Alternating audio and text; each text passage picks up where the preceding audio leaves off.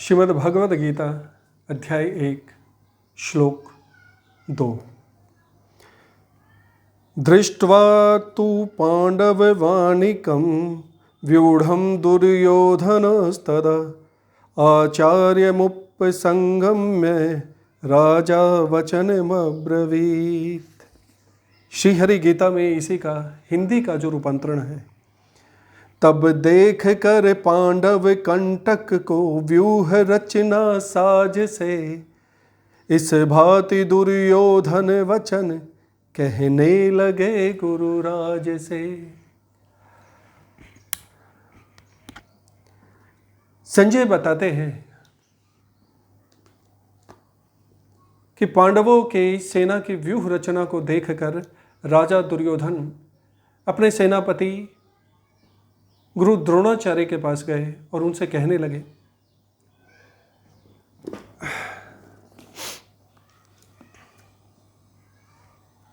धृतराष्ट्र नेत्र से ही अंधा नहीं था, वो आध्यात्मिक अंधा भी था।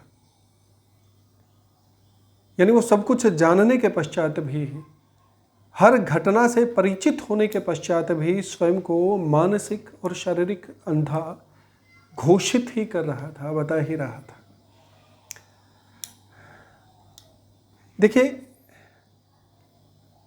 संजय धृतराष्ट्र के सेवक, उन्हें पता है कि अपने मालिक को या फिर अपने राजा को प्रसन्न किस प्रकार किया जाता है।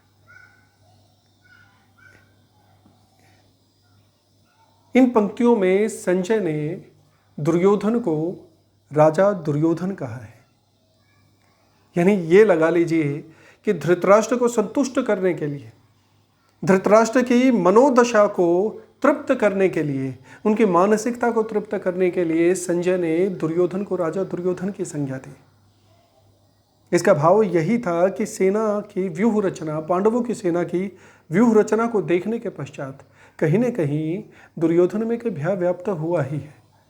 यदि कोई व्यक्ति अधर्म या असत्य के पक्ष में खड़ा है, चाहे वो कितना ही सुदृढ़, कितना ही मजबूत और कितना ही बलशाली क्यों ना हो, कहीं ना कहीं किसी कोने में उसके एक भय अवश्य व्याप्त होता है।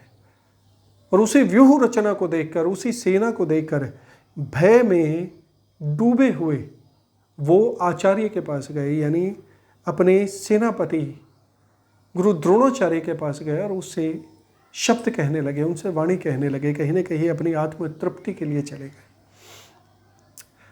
आज के संदर्भ में यह होता है कि जब हम किसी के समक्ष अपने कोई विचार रखते हैं तो किसी को अपने किसी विचार से प्रभावित करने का प्रयत्न करते हैं, तो हम सत्य और असत्य से एकदम परे चले जाते हैं और हमारे वो विचार सत्य की बजाय लाभ और हानि में चले जाते हैं। संजय ने भी वही काम किया है।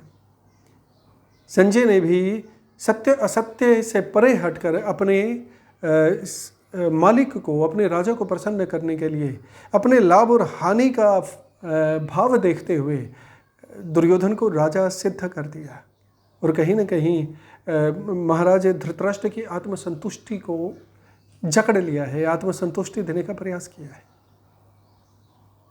हरे कृष्ण।